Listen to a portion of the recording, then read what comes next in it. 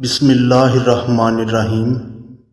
السلام علیکم محترم ناظرین کرام، قصے اور واقعات کے سفر میں ایک بار پھر خوش آمدید۔ ناظرین کرام، یہ جو واقعہ آپ کی سماعتوں کی نظر کرنے جا رہا ہوں، یہ واقعہ حضرت حسن بصری رحمۃ اللہ علیہ کے دور کا ہے۔ آپ رحمۃ اللہ علیہ کی ایک شاگردہ تھی جو باقاعدہ آپ کا درس سننے کے لیے آیا کرتی تھی۔ اس عورت کا ایک بیٹا تھا اور اس کے خاوند کا اچھا کاروبار تھا۔ یہ نیک عورت تھی، عبادت گزار خاتون تھی، باقاعدہ درس سنتی اور نیکی پر زندگی گزارتی تھی۔ اس بیچاری کا جوانی میں خاوند چل بسا۔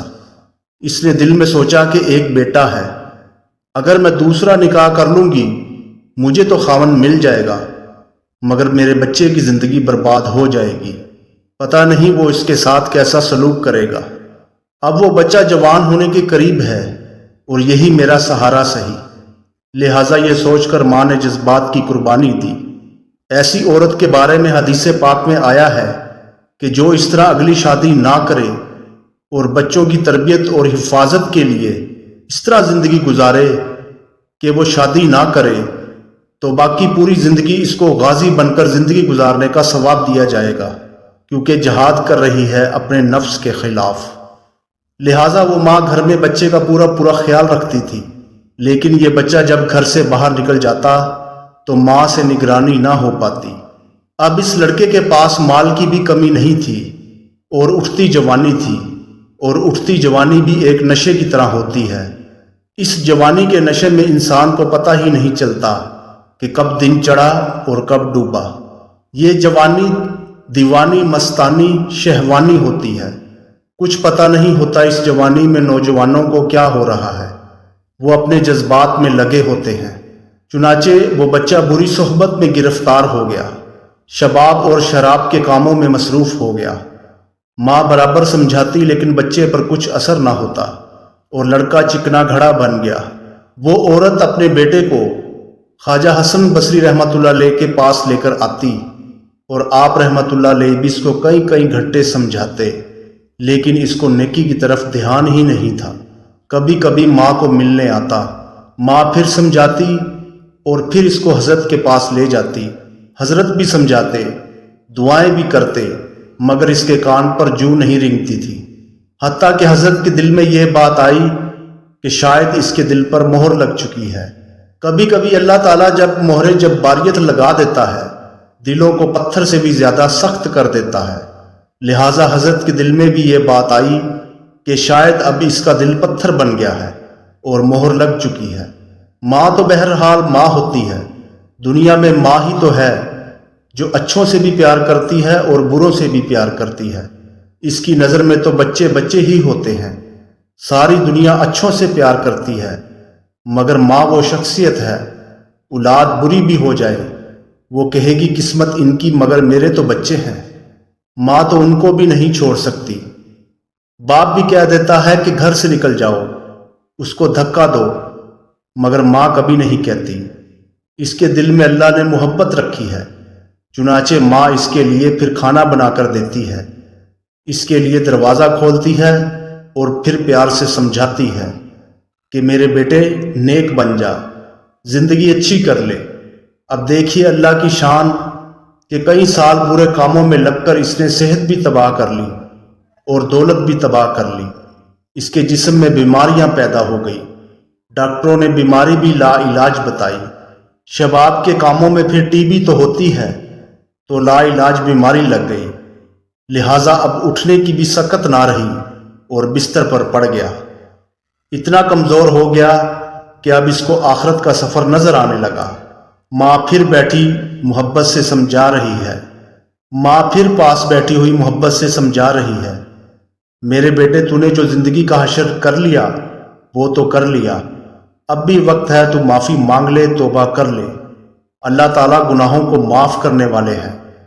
جب ماں نے پیار و محبت سے سمجھایا پھر اس کے دل پر کچھ اثر ہوا، کہنے لگا ماں میں کیسے توبہ کروں، میں نے تو بہت بڑے گناہ کیے ہیں۔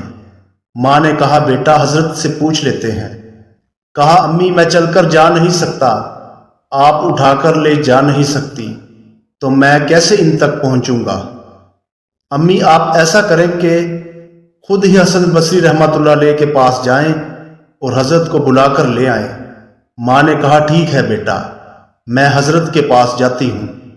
بچے نے کہا کہ امی اگر آپ کے آنے تک میں دنیا سے رخصت ہو جاؤں تو امی خواجہ حسن بصری رحمۃ اللہ علیہ سے کہنا کہ میرے جنازہ کی نماز بھی وہی پڑھائیں۔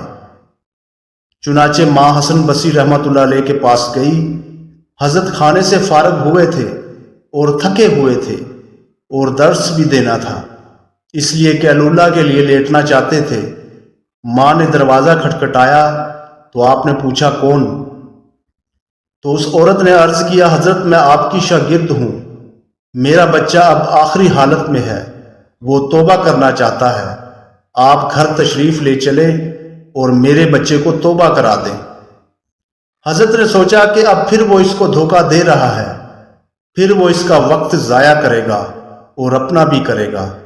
سالوں گزر گئے، اب تک تو کوئی بات اثر نہ کر سکی، اب کیا کرے گی؟ حضرت کہنے لگے میں اپنا وقت ضائع کیوں کروں، میں نہیں آتا۔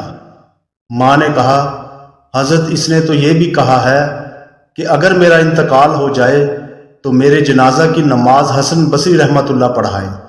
حضرت نے کہا کہ میں اس کی نماز جنازہ نہیں پڑھاؤں گا، اس نے تو کبھی نماز ہی نہیں پڑھی۔ اب وہ شاگرد تھی، چپکے سے اٹھی، مغموم دل ہے اس کا، ایک طرف بیٹا، دوسری طرف سے حضرت کا انکار، اس کا غم تو دگنا ہو گیا تھا۔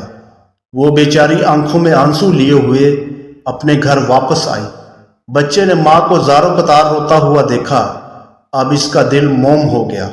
کہنے لگا امی آپ اتنا کیوں زاروں قطار رو رہی ہیں؟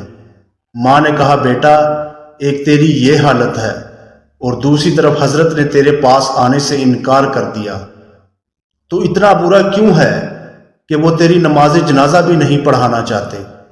اب یہ بات بچے نے سنی تو اس کے دل پر چوٹ لگی، اس کے دل پر صدمہ ہوا۔ کہنے لگا امی مجھے مشکل سے سانس آ رہی ہے، ایسا نہ ہو کہ میری سانس اکھڑنے والی ہو، لہٰذا میری ایک وصیت سن لیجئے۔ ماں نے پوچھا بیٹا وہ کیا؟ کہا میری وصیت یہ ہے کہ جب میری جان نکل جائے تو سب سے پہلے اپنا دوپٹہ میرے گلے میں ڈالنا، میری لاش کو کتے کی طرح صحن میں گھسیٹنا، جس طرح مرے ہوئے کتے کی لاش گھسیٹی جاتی ہے۔ ماں نے پوچھا بیٹا وہ کیوں؟ کہا امی اس لیے کہ دنیا والوں کو پتہ چلے کہ جو اپنے رب کا نافرمان اور ماں باپ کا نافرمان ہوتا ہے اس کا انجام یہ ہوا کرتا ہے۔ اور امی مجھے قبرستان میں دفن نہ کرنا۔ ماں نے کہا بیٹے تجھے قبرستان میں دفن کیوں نہ کروں؟ کہا امی مجھے اس صحن میں دفن کر دینا، ایسا نہ ہو کہ میرے گناہوں کی وجہ سے قبرستان کے مردوں کو تکلیف پہنچے۔ جس وقت نوجوان نے ٹوٹے دل سے عاجزی کی یہ بات کہی تو پروردگار کو اس کی یہ بات اچھی لگی، روح قبض ہو گئی۔ ابھی روح نکلی ہی تھی اور ماں اس کی آنکھیں بند کر ہی رہی تھی کہ باہر سے دروازہ کھٹکھٹایا جاتا ہے۔ عورت نے اندر سے پوچھا کہ کون ہے جس نے دروازہ کھٹکھٹایا؟ تو جواب آیا کہ میں حسن بصری ہوں۔ کہا حضرت آپ کیسے؟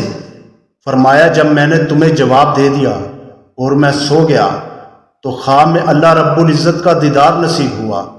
پروردگار نے فرمایا حسن بصری تو میرا کیسا ولی ہے، میرے ایک ولی کا جنازہ پڑھنے سے انکار کرتا ہے؟ میں سمجھ گیا کہ اللہ تعالیٰ نے تیرے بیٹے کی توبہ قبول کر لی ہے، تیرے بچے کی نماز جنازہ پڑھنے کے لیے حسن بصری آیا کھڑا ہے۔ پیارے اللہ جب آپ اتنے قریب ہیں کہ مرنے سے چند لمحہ پہلے اگر کوئی بندہ شرمندہ ہوتا ہے آپ اس کی زندگی کے گناہوں کو بھی معاف کر دیتے ہیں، تو میرے مالک آج ہم آپ کے گھر میں بیٹھے ہوئے ہیں، آج ہم اپنے جرم کی معافی مانگ رہے ہیں، اپنی خطاؤں کی معافی مانگ رہے ہیں۔